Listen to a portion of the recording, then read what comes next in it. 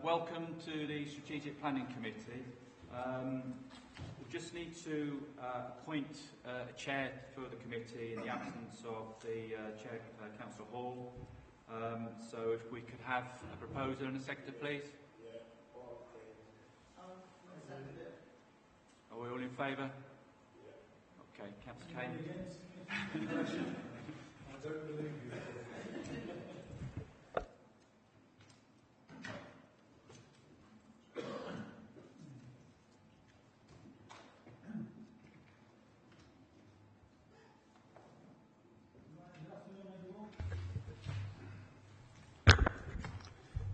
Are we on? Yep. Yeah. Good afternoon, everyone. Welcome to Strategic Planning Committee. Could I ask you to turn all your phones off or onto silent, please? Membership of the committee, then, agenda item 1. All is printed apart from the chair, who is on holiday. And Councillor Sokol is substituting for Councillor Hall. Thank you. The appointment of the chair has been dealt with minutes of previous meetings. Can we agree them as a true record? Is there any comments on them? No. Here to be noted then. Thank you. Interest in lobbying then. Can we start with Councillor Patterson? None, Chair. Thank you. Yeah, can I just say, Carol, we have been lobbied because we have had a letter. We've had letters regarding the application on 3646. Yeah. Item 12, yes. So we've all been lobbied on that one. Councillor Sokol? Well, I don't think I received that letter, you know. It's in your pack. You have the pack. Okay, Councillor Pinnock? Item 12. Thank you. Councillor Firth? Councillor Armour? And I've been lobbying on item 12 as well. Okay. Admission of public then, Richard. Yeah, fine for public. Thank you. Deputations and petitions. Are there any deputations or petitions? None received, Chair. Thank you. Public question time. Any questions of the committee? The public? None, Chair. Thank you. Site visits were carried out this morning at three sites at Millbridge, at Marsden, and at Ringway Centre at Beck Road, Huddersfield. Thank you. Planning application. Is there any items? Appeal items. No appeals, Chair. No appeals? No. Right, can we start on agenda item 11 then? We're on to planning applications. This is erection of 160 residential units, including 50-unit extra care. This is at Ashbrow Infants. This came back last time. This was here last time, sorry, and obviously come back for requests that we'd had as a committee. To introduce yourself, please, Matthew. Thank you, Chair. Good afternoon, members. I'm Matthew Woodward, one of the senior planning officers. So I'm here to present a planning application which was deferred from the Strategic Committee on the 5th of April. It involves the red line boundary as depicted by the slide above. The site comprises a domed area of land which is in a predominantly urban area. It's populated by a combination of grass, trees and shrubs.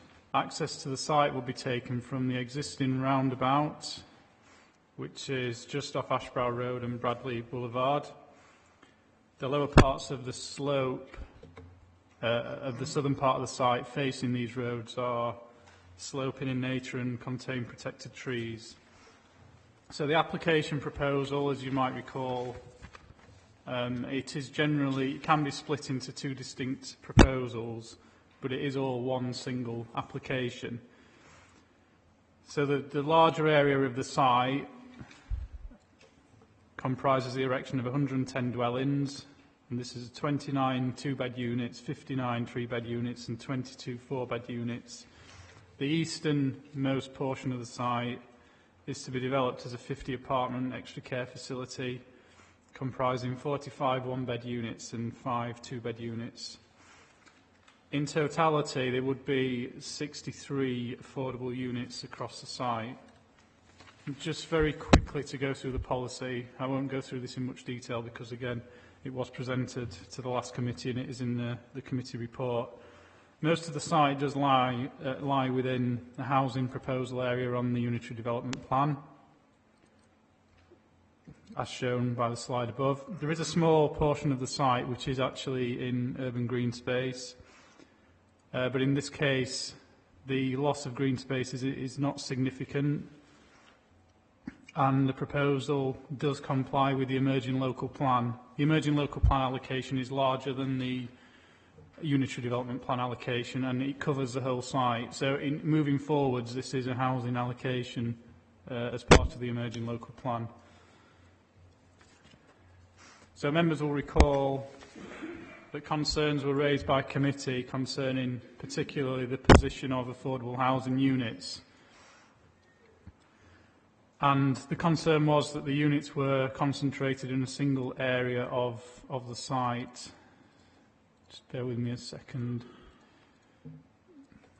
So the slide above shows where the affordable housing units were proposed, and the applicant has gone away and looked at the concentration of affordable units and has spread them more evenly or pepper potted them more evenly across the site as per the following plan. So as you can see, there are 4 units closer to the care facility.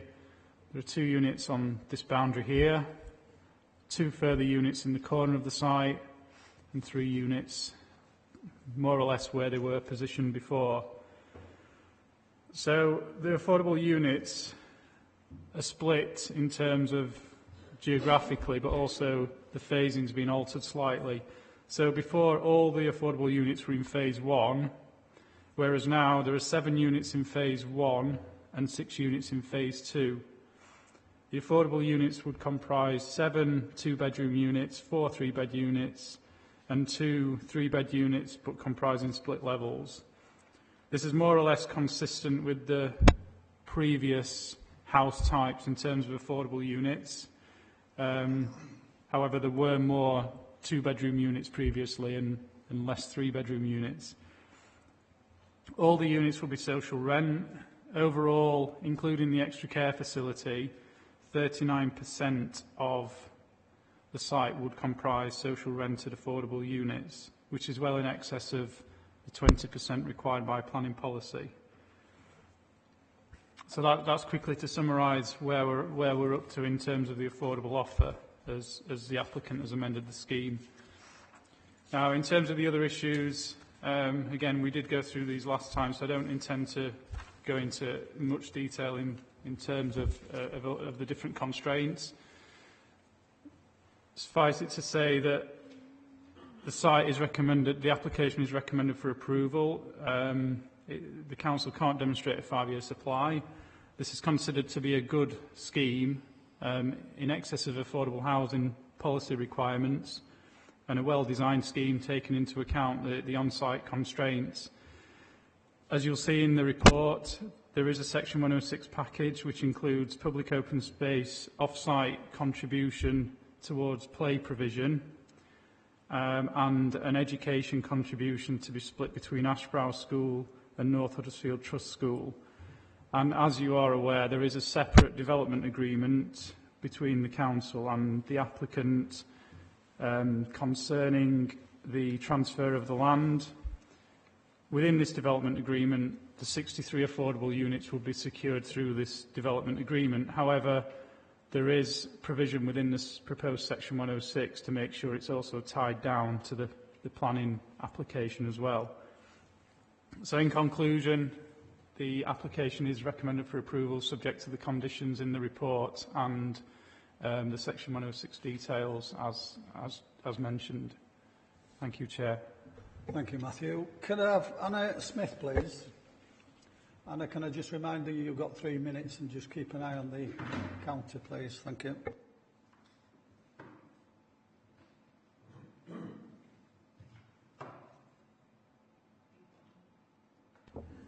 Thank you, Chair. At the last Planning Committee, members deferred this application to request Keepmoat Homes revise the affordable housing locations in this scheme to spread the affordable housing through the scheme. We have presented these revised locations in the updated layout. There are a number of key points that Keepmoat Homes would wish to reiterate. The principle of housing on this site is acceptable in policy terms within the existing UDP and reconfirmed within the emerging local plan. The market's housing units have also been developed carefully to reflect affordability levels in the locality of the site and reflect average local earnings. The development makes sufficient use of the application site, providing a density of 39 dwellings per hectare, which is above the emerging local plan target. The scheme has been designed to minimise impact on the woodland areas fronting onto Ashbrow Road and tie in to the existing public rights of way to the west of the site. Subject to the committee's resolution to approve the application, the following community benefits will be secured. Affordable housing at 39% of the development, comprising 13 houses for affordable rent and 50 extra care units for social rent. Open space delivery of over half a hectare and a contribution to fund place-based provision. A contribution towards educational provision. And the provision of much-needed extra care units, providing for a sustainable and mixed community in line with national planning policy. Thank you. Thank you. Natasha, do you want to say something? Yeah. Okay.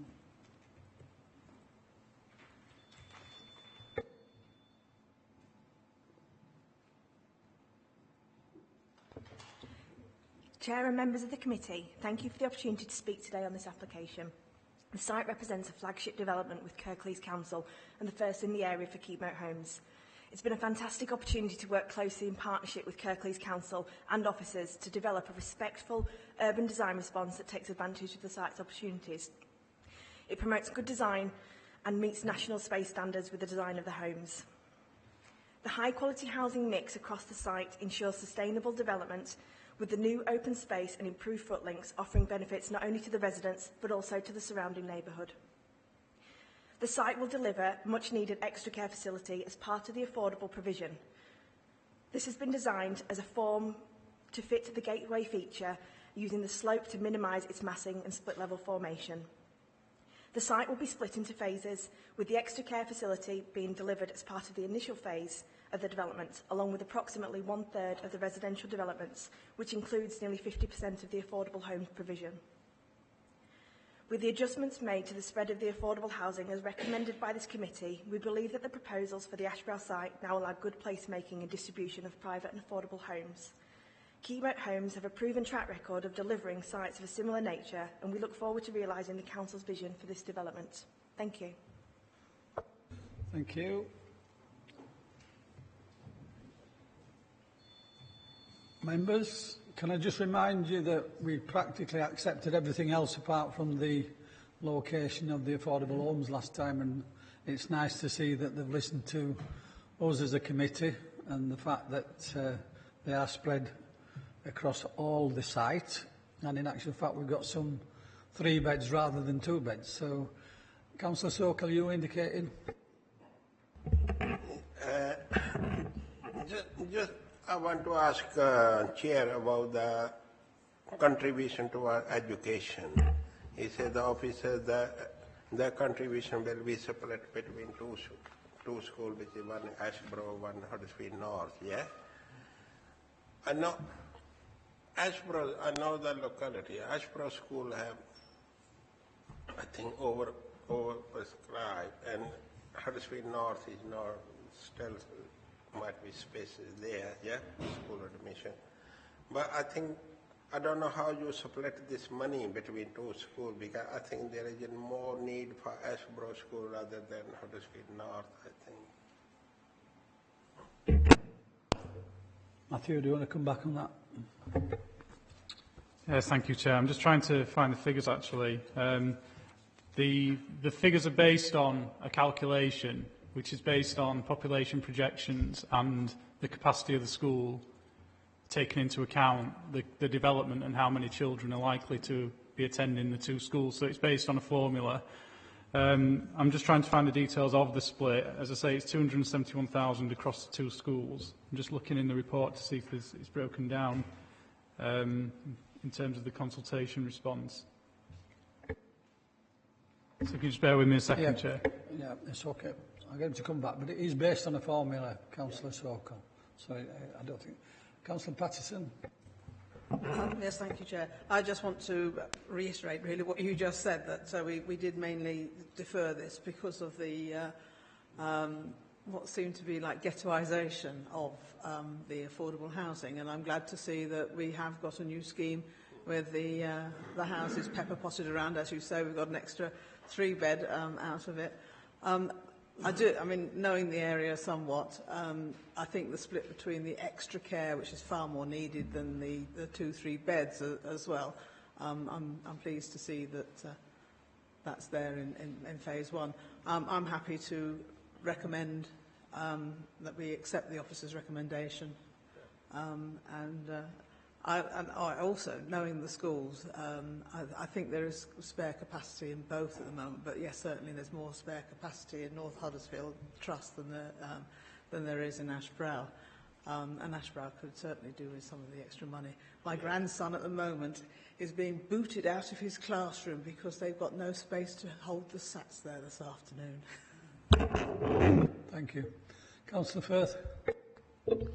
Happy to support this. They've listened to us, and that's all that matters. It's good. Good. Yeah, I will.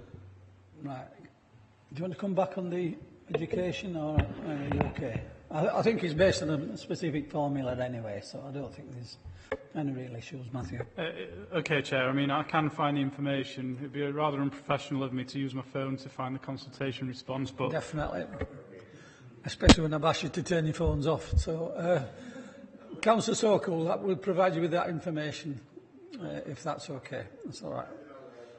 Can I just say, in sort of summing up here, that it is nice to see that developers have taken into consideration what the committee has requested. I think at the end of the day, this is a good site.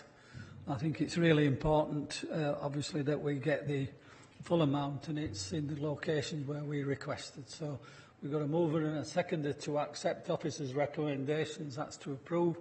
All those in favour? Anybody against? That's unanimous then. Thank you. Can we move on to agenda item 13? That's outline application for land at Queen's Road West, Milnesbridge, Huddersfield. Oh, have we missed one? Sorry, I struck that one off. Right, I apologise. This is the erection of motor vehicle dealership comprising car showrooms. This is at land off Lindley Moor Road, Huddersfield. Thank you. Sorry about that. Are you doing this one, David? This one. Thanks. Please introduce yourself. Thanks. I'm David Wordsworth, team leader for the major applications at the council, in the absence of Bill Topping. So I'll just run through this application just to remind members, and obviously this one was deferred from the last planning committee.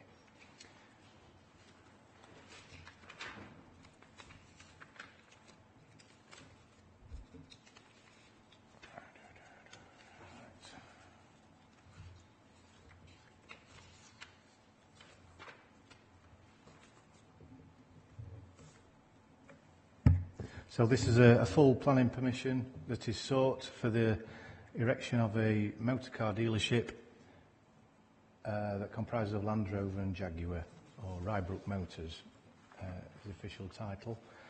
Development comprises of 2 car showrooms, workshop on MOT areas, ancillary offices, car parking and display areas. The floor area totalling 5,563 square metres. The building is elongated, a rectangular structure set back from Lindley Moor Road, standing at 8 metres in height.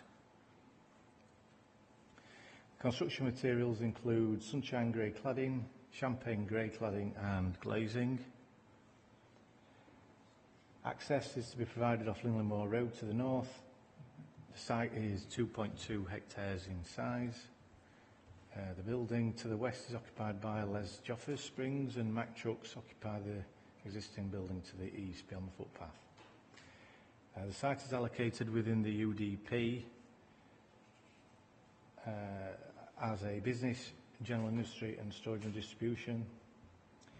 Within the local plan, it is allocated for a mixed use of employment and residential. The site was part of a mixed use planning permission for residential and employment under a 2016 hybrid consent. As I alluded to earlier, members will be aware that this application was presented to the last strategic planning committee in April. It was recommended to secure the outstanding highway infrastructure works that are to be undertaken prior to any work commencing on site via Section 278 agreement. The committee deferred the application to allow the funds to be secured, so to enable the council to undertake these highway works that are outstanding from condition 36 of the hybrid consent. The required funds have been paid to the council and the Section 278 agreement has been signed. There is an excess of 1.1, I think it's 1.2 million actually. Highways are programmed in these works on the highway, and that will commence at the end of this month. The signalisation works will commence in September later this year. There is therefore no reason to attach a condition in the officer's opinion. Late recommendations have been received from Harron Holmes and Taylor Wimpey and Stirling Scotfield. The Harron Holmes and Taylor Wimpey letters are included within the committee update and refer to enabling works at the site and the Section 278 agreement. Comments from Stirling Scotfield state that the enabling works are included within the Section 278 agreement. Members, sufficient funds are in place for the works to be carried out that was discussed at the last committee, and this is inclusive of any enabling works. As a late verbal update, I would just like to advise that officers recommend a condition on air quality, and that was missed off the original agenda. So the air quality condition would require a report to be submitted and electrical charging points would be included within the parking scheme. Thank you, Chair. Richard Irving, please.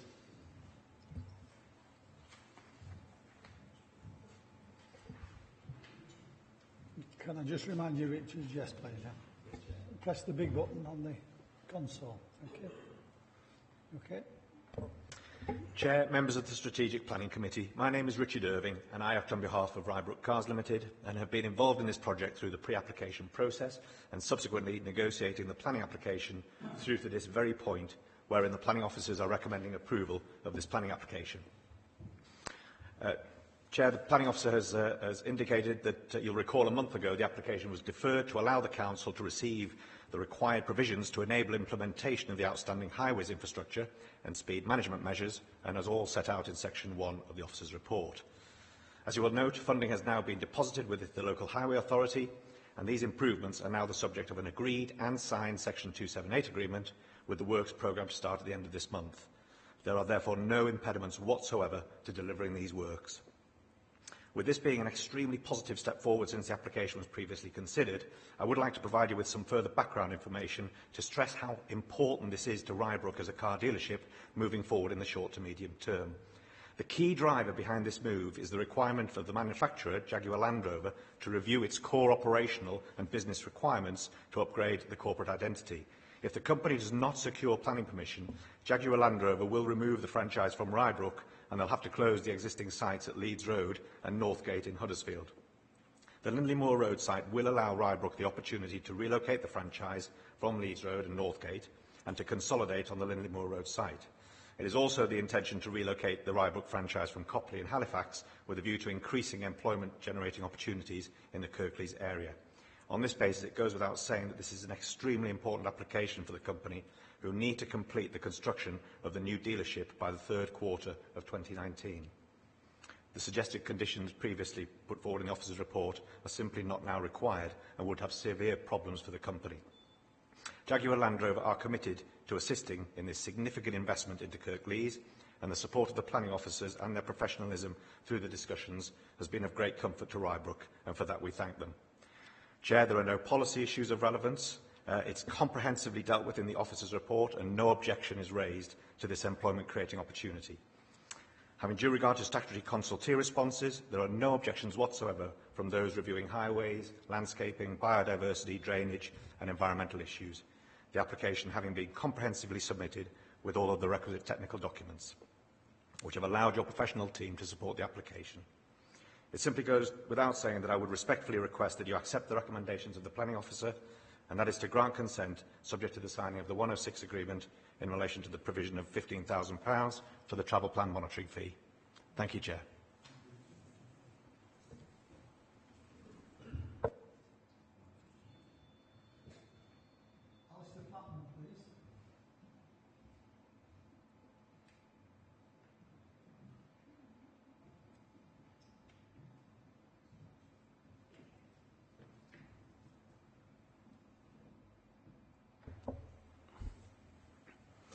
Good afternoon, Chair and members. I'm appointed by Harron Holmes and Taylor Wimpey to speak today. The decision to make representations on this application has not been made lightly, and we regret that we feel the need to appear before you again. Outline planning consent was granted in 2014 for the wider development of land at Lindley Moor. In order to make this development acceptable, off-site highways works were required to take place. Despite the progress which has been made with the 278 since April committee, we still feel there are significant risks to Harron Holmes, Taylor Wimpey and the Council which need to be brought to your attention.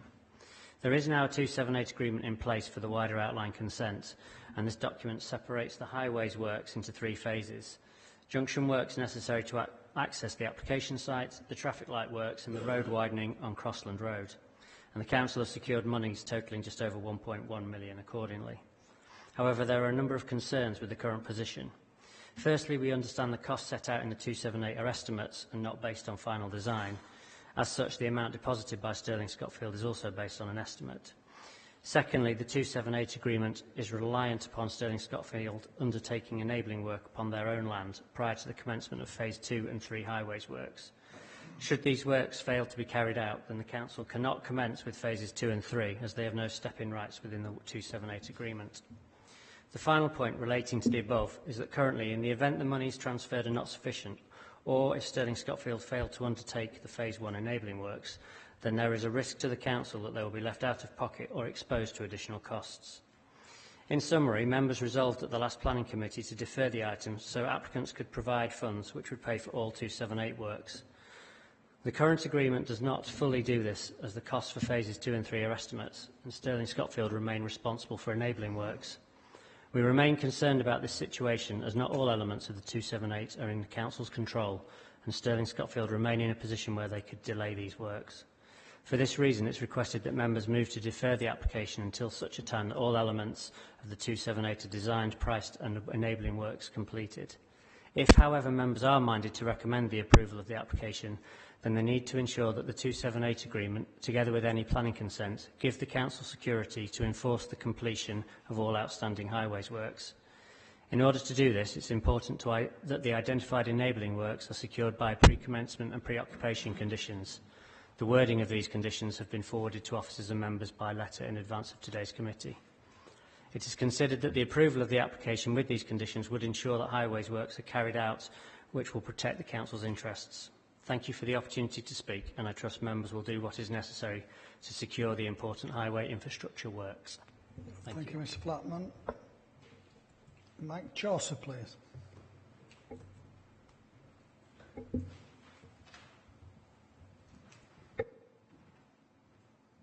Thank you, Chair. I object to this development on a number of grounds, and I'm very concerned that this panel continues to make approvals based on incomplete evidence and promises of future mitigation. I just want the panel to be aware of the facts, so that in the future, nobody can claim they weren't aware of them. This panel has approved almost 1,000 new residential homes in the Lindley Moor and Grimescar Valley area since 2012. That's a 12% increase in households for the Lindley ward, with no corresponding improvements in schools, GPs and congested road infrastructure. The transport plan for this development refers to legacy 2014-15 data prior to significant local developments and making flawed assumptions. In the last 5 years, there have been 39 casualties on Lindley Moor Road. That's 25 accidents, 1 fatal and 3 serious. This application suggests they will magically fix all of this. The development sits between 2 air quality management areas, introduced as a result of continued illegal nitrogen dioxide levels, which have been cumulatively rising for years and being accepted and ignored by this committee as negligible each time. In 2017, council air quality monitors in this area recorded annual average levels up to 25% above the legal limit. Yet there's not even an air quality assessment document with this development. Lack of action opens the council up to fines by DEFRA. This development is contrary to the UDP allocation of B1 and B2 use and will create unique increases for both traffic and air quality by its very nature. It will allegedly safeguard 87 jobs by making 2 existing dealerships in Huddersfield derelict. Is this really the mass, new, high-skilled R&D jobs this land was originally approved for? I hope this panel, for once, will have the strength to refuse this inappropriate application until the growing issues in the area have been mitigated against and proven to be sustainable. Thank you.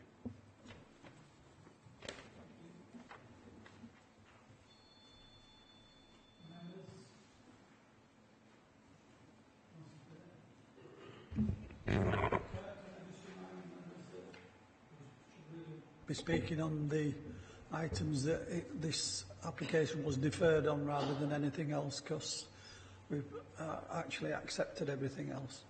Thank you. Well, I, as you know from the last meeting, I did not vote in favour of that. I would not want this development at all, simply because it's a sui generis application for a car showroom, which is not, as the last speaker said, B1 or B2. It's its own class, and car dealerships create a completely different environment from industrial sites. They have a completely different appearance with a forecourt full of motor vehicles, which changes the landscape completely. I mean, the industrial developments will have car parks and so on, but that's not the same sort of thing at all. And I hear what the objector's saying about air quality. It's a pity that we haven't dealt with that. But as I said before, I will vote against this in any case, because I don't like the idea of having a car dealership in this location. Mr. Firth. Thank you, Chair. Well, after our meeting on the 5th of April, I was absolutely convinced that when I came to this meeting today that everything would have been resolved. But it really hasn't, has it? It hasn't been resolved. The S278 agreement has now, the highway situation has been split up into 3 parts.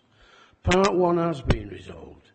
Part 2 and Part 3 have not been resolved. In other words, they're still to do.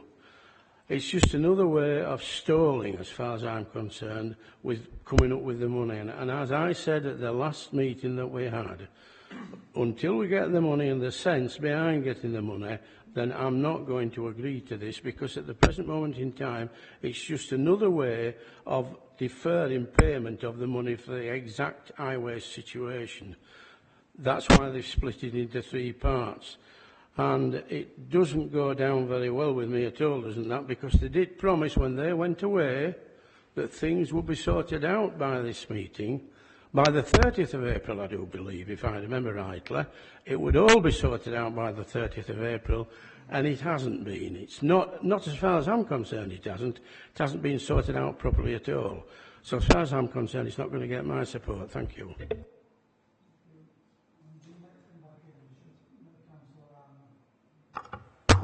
Thank you, Mr. Chairman.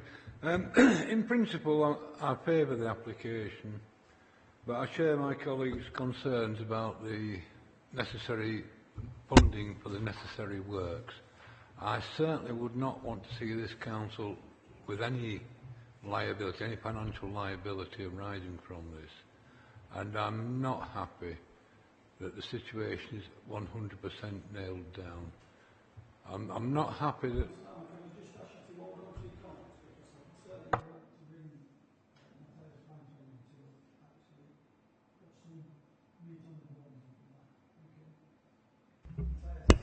Thanks, Chair. I hear what you're all saying about a lack of certainty, but I think we can give you that certainty. So if I just set out, the Section 278 agreement is an agreement between the Highway Authority and a developer for the development to facilitate works within the highway, which we control, paid for by the developer.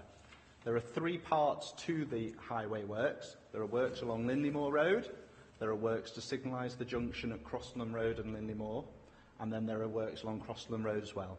They are all contained within one agreement. 3 phases, but one agreement.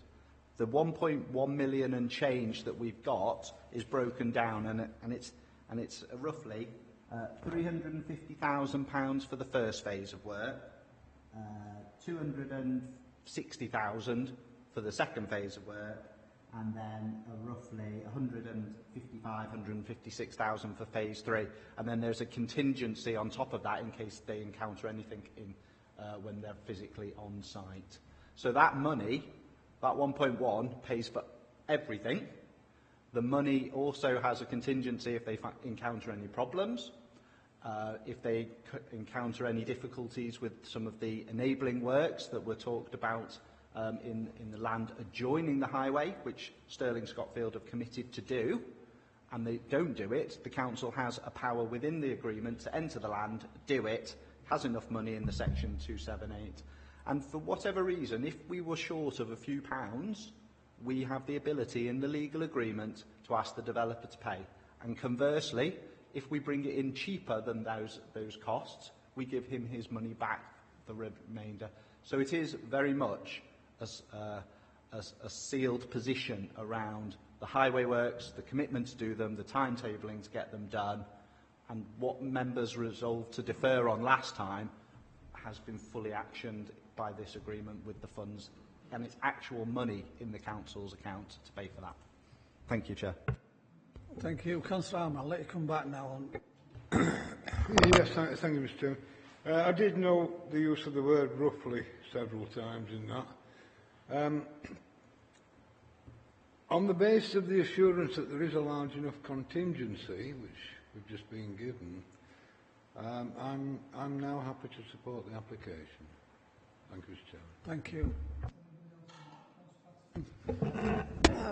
Yes, I'd like to second the proposal. I feel we have made some progress in securing these funds, and I believe the officers when they say that they believe that all the money is there.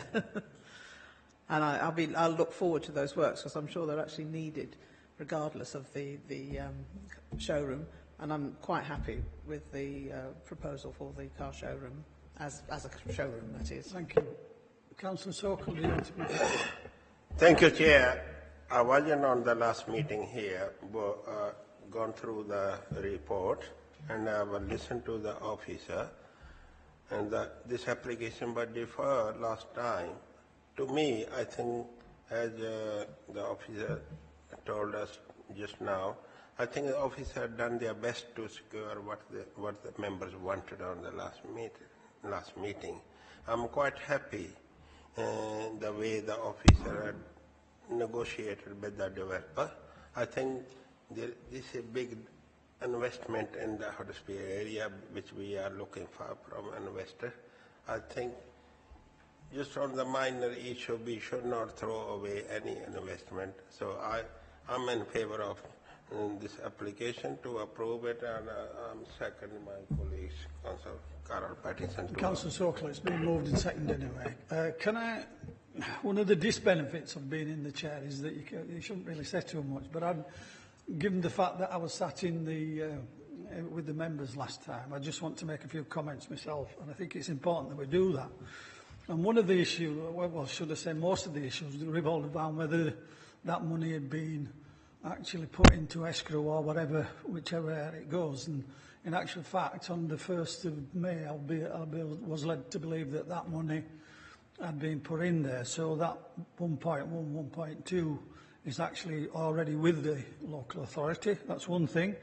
We was requesting about the enabling works and ensuring that the funds came in for the enabling works, and I believe Matthias has actually said that that is it. The money that's in there covers the enabling works, which satisfies everything that we did ask for, and that the estimates were correct that was given for the works, and there was sufficient contingencies. Now, I have to say this, and one thing that I will say is that given that this work is only going to last 12 months, I will hold you to ransom on that, because certainly I've asked that question on 2 occasions, and 2 occasions I've been told that the estimates are correct and the contingencies are in there. So I'm quite happy as far as that's concerned. The other thing, with a little bit of support for the other developers up there, was about the enforcement of the quota, and I'd like you to just come back on that, Matthias, because there was an issue about whether we was going to enforce whether there was more properties than 126 actually being built. It's obviously not relevant to this planning application in front of members today, but yes, the planning condition up at Linley Moor did require the works to be done by either December 2017 or before the occupation of 126 dwellings, whichever happens sooner. So there is a breach there, obviously. At the last planning committee, we neither had a signed section 278, and we didn't have any funds to actually go ahead and do the works.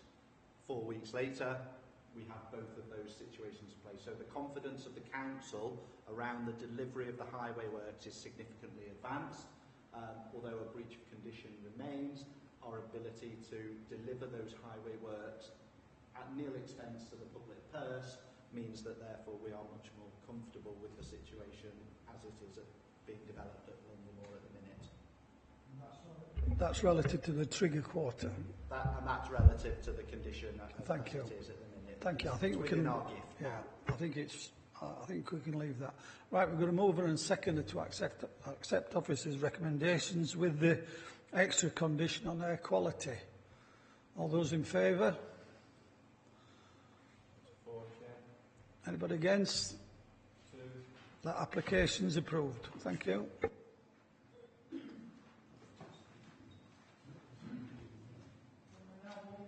Can we now move on to application 13? Outline application for a land at Queen's Road West, Mills Bridge. Thank you.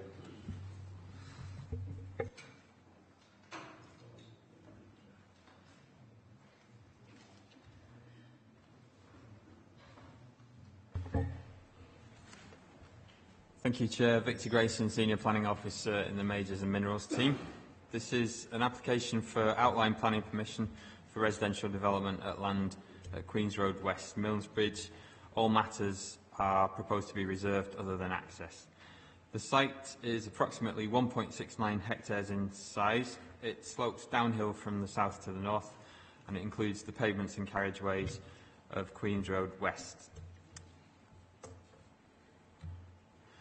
Part of the site, as can be seen in this slide, is within the green belt, approximately 0.2 hectares. That's around 12% of the site is within the green belt. I hope members can see that. It's the triangular area at the southern tip of the site, where my arrow is pointing now. All of the site is within the Milnsbridge Conservation Area. There are mainly residential uses to the north of the site. There is undeveloped land to the south, and Coronation Park exists to the west of the site. In this slide and the next, members will see that there are well-trodden pedestrian routes across the site in many locations. However, no public rights-of-way exist within or immediately adjacent to the site.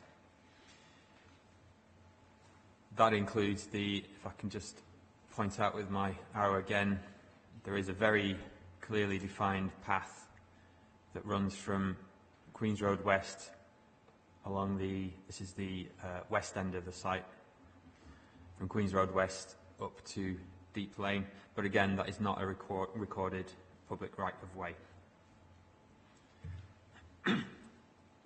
The existing vehicular access from Manchester Road runs up through Queen's Road West and then past 2 and 4 Park Road. And this is an image of the junction of Manchester Road and Queen's Road West, which members would have seen at the site visit this morning. Queen's Road West is a set paved, publicly maintained highway, and it is relatively steep. Its gradient is approximately 1 in 12. This then connects to a rough track that runs east-west from Queen's Road West, past 2 and 4 Park Road, and it continues into the site and along the back of the rear gardens of properties on Manchester Road.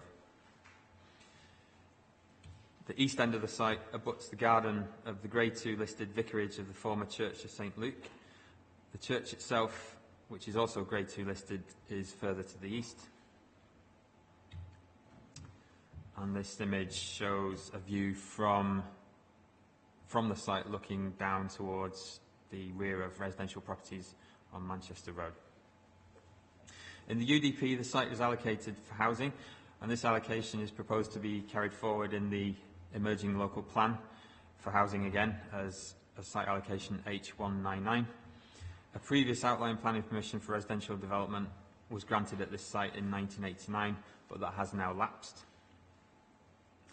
In terms of the proposals, no indicative site layout plan has been submitted. However, the applicant has indicated that between 40 and 50 residential units could be accommodated on the site. During the life of the application, the applicant added access as a matter to be considered rather than reserved, and provided details of works to the Queen's Road West Manchester Road junction. In terms of land use, because of the site allocations, the proposal is acceptable and is in accordance with the extant and proposed site allocations in the UDP and local plan. Highways is the main issue that's been considered in detail under this outline application. Initial significant concerns of the Highways Development Management team have now been resolved. And just to illustrate, the build-outs that are now proposed to Manchester Road are shown on this slide. These junction works would provide adequate visibility, bearing in mind speeds of traffic moving along Manchester Road, the gradient of Queen's Road West, and anticipated traffic volumes. On the subject of traffic volumes, it's considered that the additional traffic generated by a scheme of, say, 40 to 50 units would not cause a significant adverse impact upon the local road network. The vehicular entrance into the site from Queen's Road West can be given adequate width within the land within the ownership of the applicant, and a 11.85 metre long refuse truck would be able to enter and exit the site. I should just mention, if I may, two additional conditions that relate to highways matters that aren't mentioned in the committee report or update. Apologies for that. One is a condition that officers are recommending for the applicant to provide a pre-commencement survey of the condition of Queen's Road West and Park Road, and for a schedule of remedial works to be agreed. The other condition relates to advice provided by the West Yorkshire Combined Authority. They have advised that a financial contribution towards the provision of metro cards will be necessary for residential development of this site. If a 50-unit scheme came forward at reserve matters stage, that contribution would be £24,750. Obviously, that figure shouldn't be specified in the condition recommended at outline stage because the number of units is not currently set. In terms of conservation, Milnesbridge is a valley-bottom settlement, and the conservation area is characterised by the green framing provided by the undeveloped space of which this site forms part. However, the site can be developed without unacceptably undermining the definition of character of the conservation area. and a significant green space would be maintained north of Deep Lane to prevent the settlements of Millsbridge and Crossland Moor merging. Furthermore, residential development at this site is possible without harming the settings of the listed buildings to the east. This would require careful design and landscaping at reserve matters stage and possibly spacing development away from the site's east boundary to ensure those heritage assets aren't crowded. Other design matters would be considered at reserved matters stage once the site layout and other drawings are provided. In terms of neighbour amenity, the scheme is considered acceptable. The number of vehicle movements passing existing neighbouring houses would not be unusual. At reserved matters stage, new dwellings would need to be spaced and designed to avoid overlooking and other amenity impacts. In terms of drainage, given the slope of the site, and on the screen now is a topographical survey, I'm afraid it's not very clear, but each of those lines represents half a metre change in elevation. Because of the slope of the site and the boggy patches that do exist on the site, drainage is a potential concern. The lead local flood authority requested an outline drainage concept plan with a range of design options and indicative sizing for attenuation. However, this is considered onerous given that design work is not yet commenced. This matter can be addressed at reserved matters stage. In relation to trees, no tree preservation orders protect trees on the site, but obviously the conservation area status of the site and area protect the trees that do exist on site. As noted in the committee update, a late tree survey was submitted by the applicant. This has identified no Category A trees on the site. Also of note, all the trees at the entrance off Queen's Road West, where the existing track would need to be widened to 9.5 metres, are classed as Category C, low quality, or U, seriously defective, by the applicant. Still, the site's trees remain a potential constraint on development that would affect the number of units possible here. I should add that most B category trees are located along the west edge of the site adjacent to Coronation Park. Representations from occupants of 19 properties have been received to date, including 2 more since the committee report was written. The latest 2 letters raised concerns regarding flood risk, drainage and loss of sunlight, which were previously considered. In terms of new points raised in those latest 2 letters, concern has been expressed regarding the build-outs proposed to Manchester Road. A resident has argued that larger vehicles would not be able to pass or turn at this junction. He is also concerned that buses would not be able to pull in, and he's noted that traffic already tails back to this junction. He's also made the point that Pimroyd Lane, which is to the west of Queen's Road West, is unsuitable for the predicted volumes of traffic, which may have to use Pimroyd Lane when Queen's Road West is being repaired, and has also argued that inadequate parking and crossing facilities are available on Manchester Road. Those matters have, though, been considered by the Highways Development Management team and are not considered reasons for withholding planning permission, outline planning permission. In summary, residential development is considered acceptable in this location. The number of units would not be agreed if outline permission is granted. The site's constraints, which include the conservation area status, listed buildings, trees, ecology, residential neighbouring properties, topography, the green belt, drainage, water and sewer infrastructure, would determine the unit numbers possible at this stage, at this site, at reserved matters stage. As noted in the committee report, public consultation is ongoing until the 15th of May. However, subject to this consultation and the drafted conditions, approval of outline permission is recommended. Thank you, Chair. Members, there's no speakers. Councillor Patterson. Can I just ask a question in the first instance? And I know we're not looking at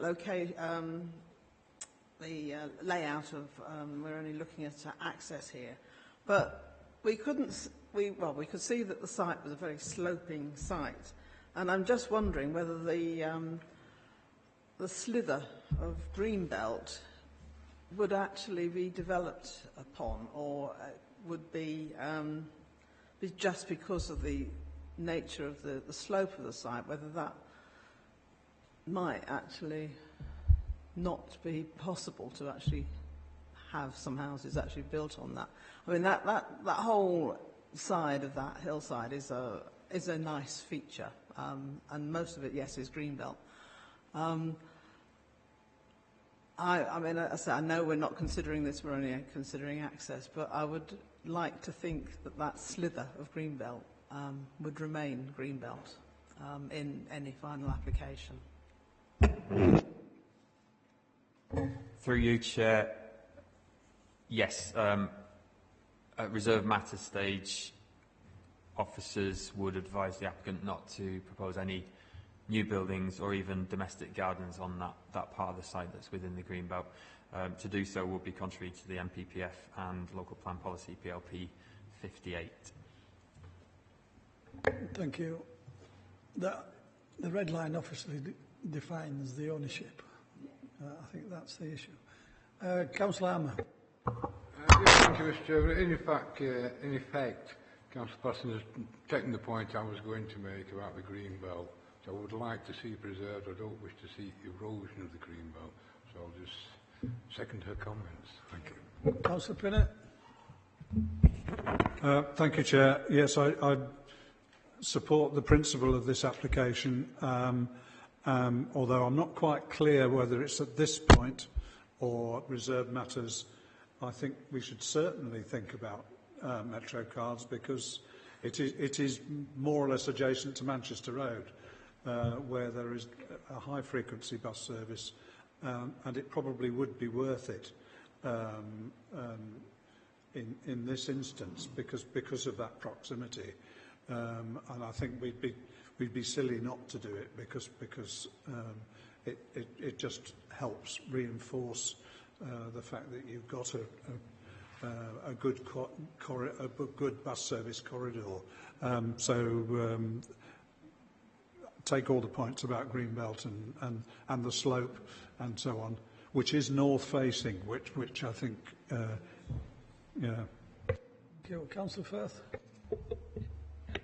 Well, I'm going to ask a more important question than that, and it's all about drainage. What thoughts have gone into draining this land? Because we have had problems over the last few months about land drainage when you build. It seems to be the last thing builders think about is the drainage system. And it needs, because obviously it's on a slope and it's not too far away from a main road. I want to know what the drainage ideas are and how they're going to do it before they start building anything. Thank you. Do you want to come back on that? Thank you, Chair. Yes, drainage proposals would be proposed and considered and approved before any works do start on site, but at outline application stage, given that no design work on layout and given that no number of units is being specified, we considered it not necessary to secure those details at this stage. But certainly at a reserve matter stage, they would be required and thoroughly considered. I hope it's not going to be soak-away drainage so near to a main road, because that won't work very well at all. Councillor Firth, we're here to actually look at access. I understand what you're saying, and I think you've sent a message to the officers to ensure that we have a look at that. That being said, I would also like to send a message, and I support the fact, obviously, that we're looking at the condition of the roads around there, and I think it's important that we do that. And any works that's required is done by the developer. The other thing I would like to see on these, dependent on the steepness of the road, is we discussed it this morning about the grit bins, and certainly we should be having a look at whether there's a public footpath that goes from one side of the development to the other, given the location and given the views and vistas around there. I think certainly something should be put into the reserve matters application anyway. So I think there's sufficient being said at this moment of time. Got a mover and a seconder. We did have a mover and a seconder. Move it. I'll move it, Chair. Seconded by Councillor Firth. That's to approve the outline application access plus the two other issues. Do you want to restate what they? Thank you, Chair. Yes, it was two conditions relating to highways issues. One was for the pre-commencement surveys and schedule of remedial works. and the other was in relation to a contribution towards provision of Metro cards. That's fine. We've got them. All those in favour? Anybody against? Applications approved. Can we move on to item 40? This is a change of use land for bushcraft activities, a land adjacent to Lock 38 on Marsden Lane. Marsden. Thank you.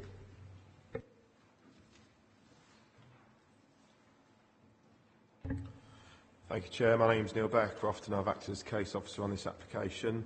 The application seeks to change use of 0.9 hectares of land within the green belt on the edge of Marsden between Huddersfield Narrow Canal and the River Colne to form a bushcraft activities centre. The plan on screen is an aerial photograph. The canal is to the north there. We visited site this morning, the bus parked around here, and then we did walk into the site. The River Colne runs to the south. You can just see underneath the trees, and the main part of Marsden is to the southwest. The closest residential properties, there's a terrace of 3 properties here on the west, and then there's the rear of the properties that look over the canal and also over to the site. It is brought to committee due to the size of the site being over half a hectare. The following a few photographs of the site. This is the point of access.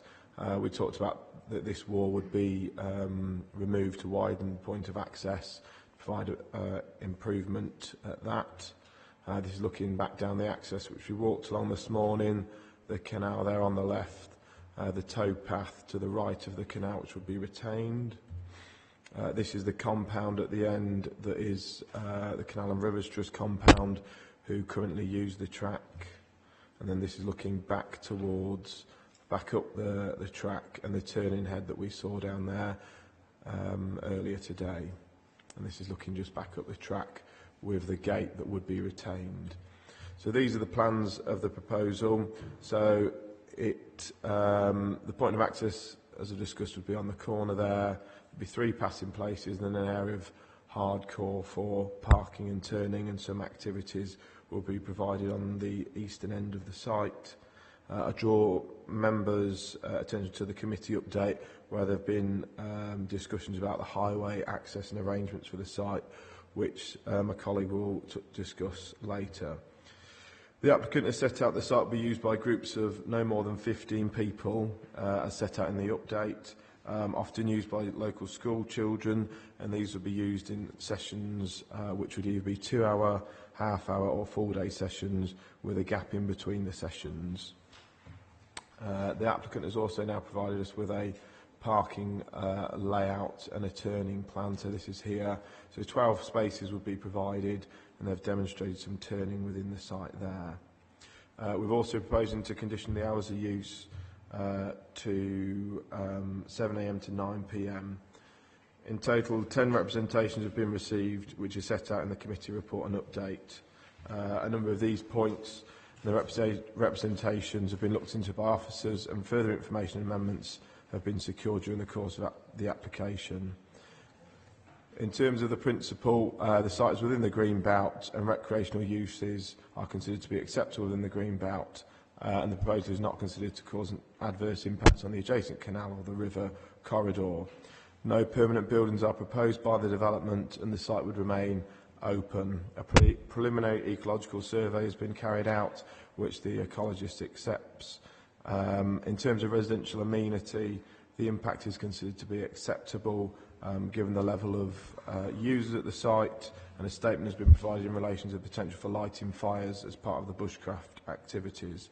I'll pass you on to Steve to just talk about the highway works associated with the development. Through you, Chair, Steve Sampson, Highways Development Management. To summarise the highway section of the report and update, access to the site's proposed 12 spaces would be via a single lane track from its junction with Marsden Lane. Passing places will be provided along the track with improvements to the junction, which will include its widening and regrading, raising the track, the first 10 metres of the track, level with Marsden Lane.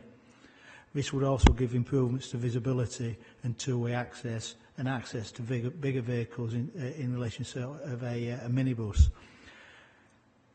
These improvements will allow safe access for pedestrians, cars and minibuses. A management condition is required, limiting the size of vehicles and the number of attendees on site at any one time. With the proposed measures, Highways Development Management consider the proposal acceptable. Thank you, Chair.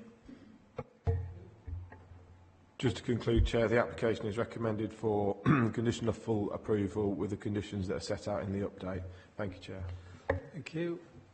Steve, do you want to say anything, or do you want to leave it to Anna? Yeah,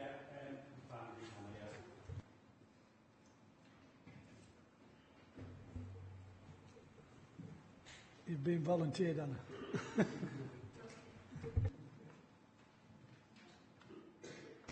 Good afternoon. My name is Hannah Byram, and myself and my partner Jamie are hoping to open a bushcraft centre in Marsden on a piece of land sandwiched between the canal and the River Cone.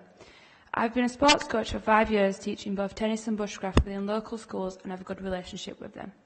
Jamie and I both live in Marsden, and we want to create a sustainable business out of this venture.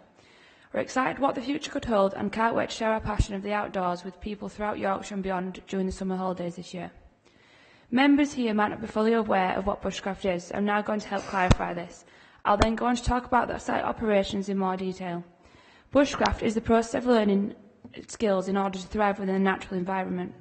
Some of the activities include shelter building, tracking, hunting, fishing, archery, navigation, fire building, and learning how to use tools, learning how to make tools such as knives and axes.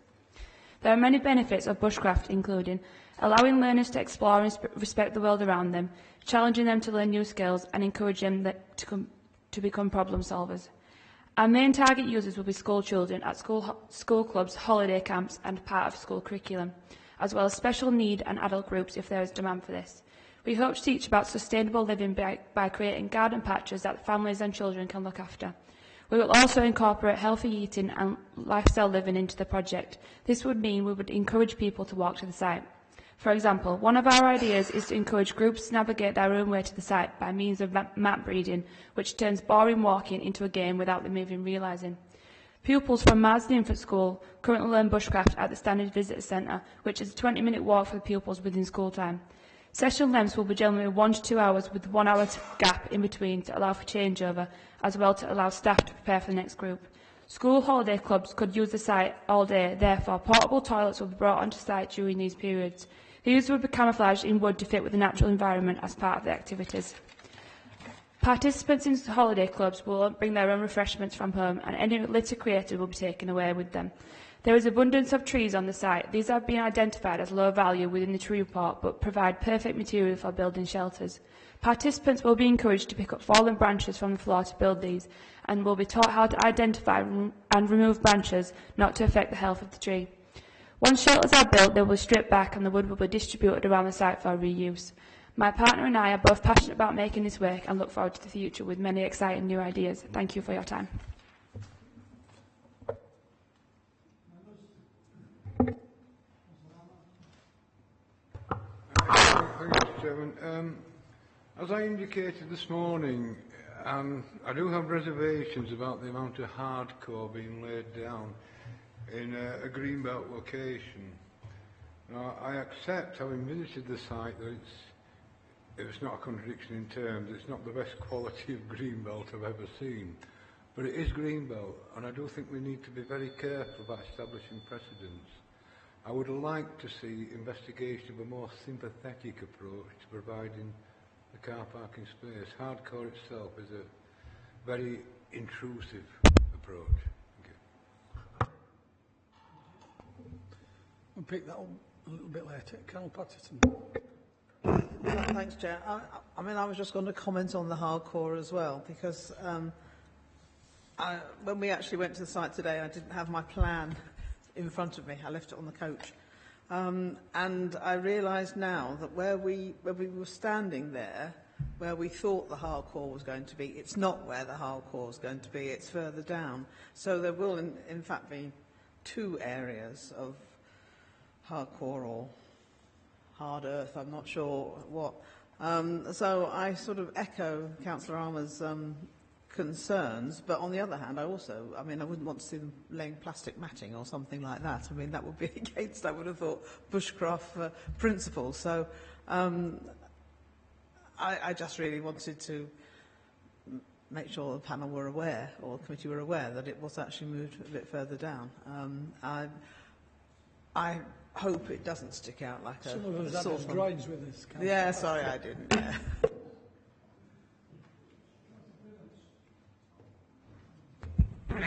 Yes, thank you, Chair. Just briefly, I certainly support the aims and intentions of the applicants, but echoing what's been said about the what might be described as hard standing, although not tarmacked, obviously. I'd just like confirmation as to whether the new hard standing will replace the one that's already there, or would it be in addition to it? Which is the point that Councillor Patterson is making, that it appears to be extending the area, but I think we need to make sure that it's actually not going to be any more. But otherwise, principles wonderful, bushcraft will respect the environment, etc., etc. I think if we have assurances on that score, I'm quite happy to move approval. Councillor Firth. I'm with you. Right. Yes, there is some form of plastic type netting you can put down in car parks where the grass grows through. This happens up in the Dales. They don't actually hardcore the car parks to lay down this, and it grows through and it allows the cars to park on, yet you've still got your grass growing. That's something that needs thinking about, because that'd be ideal with that. And I fully support it. I fully support what they're wanting to do. It'll tidy the place up, because it needs a bit of tidying up as far as I can see, where I walked anyway. But yes, it's a good idea. Like it. Thank you. Neil, do you want to...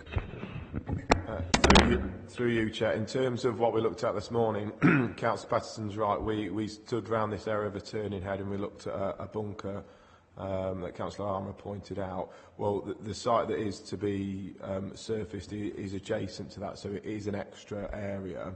But what we could do is we could attach an additional condition to the application for details of an appropriate surface to be provided that could be of a green surface, like a grasscrete that Councillor Firth suggested, that has an ecological value or that allows the grass to grow through, if members felt that that was more appropriate. Can we just leave that to be delegated back to yourselves, because it may not be grasscrete, that it's just a better solution than just hardcore. Can I just make one comment, and that is, there is on the drawings there, it just say about some concrete bases and whatever. I would like us to be sending a message to, and it's not that I don't support it, I do support it. I do support it fully. It's the fact that there should be no permanent buildings on there, either now or in the future. And I think it's important that we do say that. Whether we like it, whether you think it's in good condition or not, I think it has potential to be a fantastic location, given that it's at the side of the canal, and you know some of the views and scenery that we looked at this morning. If you looked at it down the canal, it looked fantastic. If you look behind you, it was a little bit overgrown, and hopefully you can do something with that. But I certainly wouldn't want to see any permanent buildings put on there. And I agree that the fact that you're going to fetch, I had concerns this morning on site about the welfare of the kids and looking after the kids as far as toilet facilities are concerned, and you're going to bring them on a temporary basis. But I wouldn't want you to put a permanent building on there, because it is in Greenbelt and it wouldn't be in keeping. And I think what you're doing is good, but leave it at that as far as I'm concerned. Thank you. Can we've got a mover, didn't we? Did you? Who seconded it? Councillor Patterson. Councillor Patterson seconds. All those in favour? Given that obviously we're talking about some sort of grasscrete or other product. That's 6. Anybody against? Obviously not. It's unanimous. Thank you. That application is approved.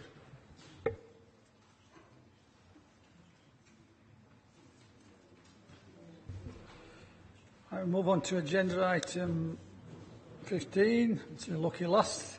External refurbishment and alteration to units 9 to 10, 12 and 17 to 20. This is at the Ringway Centre, Beck Road, Huddersfield. Thank you.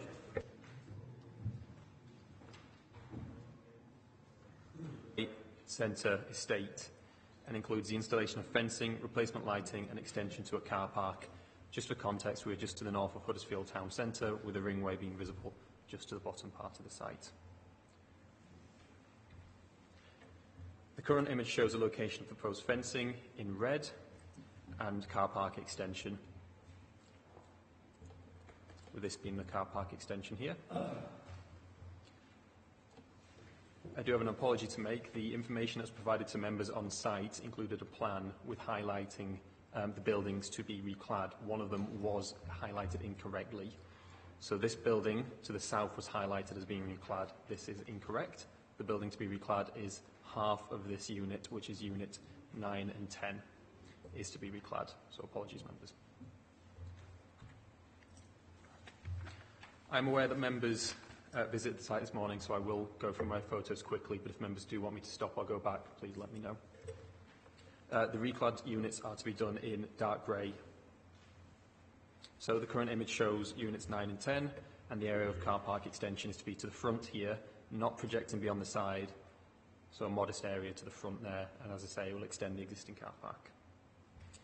This showing the proposed arrangement, so the recladding to the top, alterations to windows and coursing to be retained.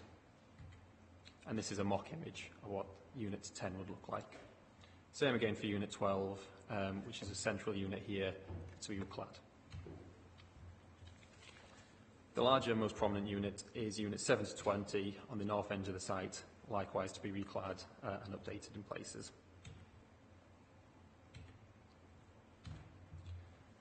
Turning to the proposed fencing, an example is present on site to the fronts of units 21 and 23 at the moment.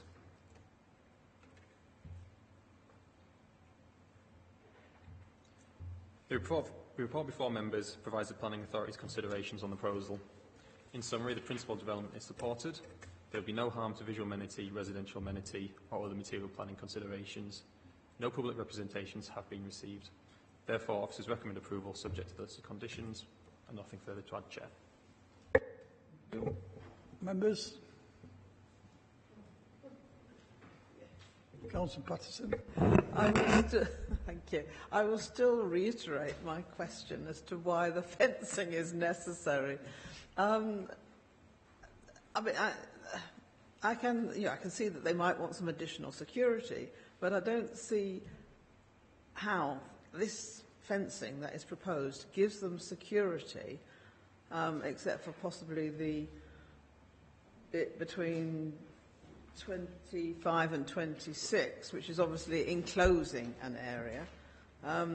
The other, I mean, the bits where we were shown examples of the fencing, I'm nothing wrong per se, but it looks ugly compared. I mean, the estate actually, as it is, albeit that there may be problems there, looks a very pleasant, open, tree-lined estate. No graffiti, nothing. The fencing, I think, will actually be make it look a bit more Colditzy.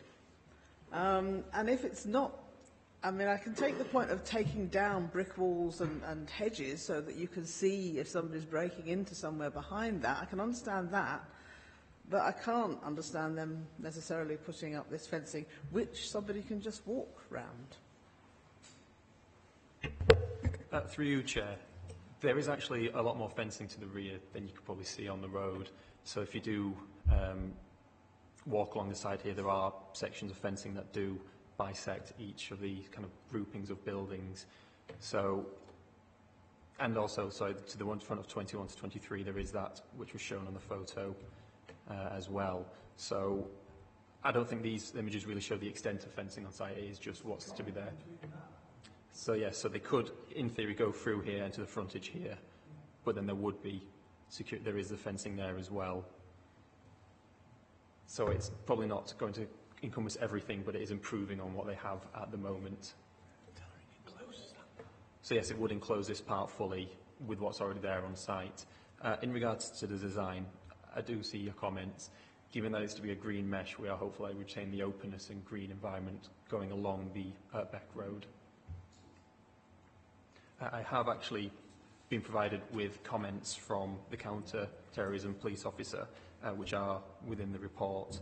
I'm happy to comment, to quote that if you'd like, but I've also been given some crime statistics from the last few years that I can go into detail about what particular issues they're having, if you so like, but it may be real kind to go into a private session, as there are some information on here that is not for public.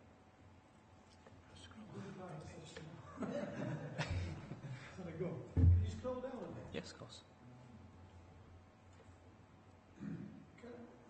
So there is... There's something on this now that I don't think we saw. You know, these red lines, these thinner red lines. In the highway? The thinner red lines between, they're going to be fenced off. No, not in the highway, there. Is that going to be fenced off as well? No, they're not fencing. Oh, apologies, those ones there. Sorry, that's not fencing there, but those are, yes. Yes, so yeah. them's going to be fenced off as well. Yes, the fencing is including these. So it's going to secure it all. Right. It's going to secure it all. It all should have been bold red lines. That's what's caused the problem. Okay, right. Yes. Yeah, that answers your question. I mean, yes, it's answered my question, because you can't walk around it because the fencing is continuous. Yes. So, yeah. I mean, I'd say I understand taking down brick walls and hedges. Still a bit, it does look a bit cold at sea, but... The sentinel fence does allow you to look through it, though, and it's, yeah, I understand what you're saying. Councillor? Thank you, Mr. Chairman. Bearing in mind the nature of the area, which is an industrial stroke commercial estate, I don't think this type of fencing is particularly intrusive because it's mesh. You can see through it. I can understand some of the property owners may feel a need for greater security. I'm perfectly happy to accept or propose it. I'll move it. Is anybody seconding that? I'll second it if you like. I've no problems. Right, we've got a mover and a seconder to accept officers' recommendations. That is to approve this application. All those in favour? Anybody against? That's unanimous. That's it. That application's approved then. That's it for the afternoon. Thank you very much. You can all go home and have a rest now.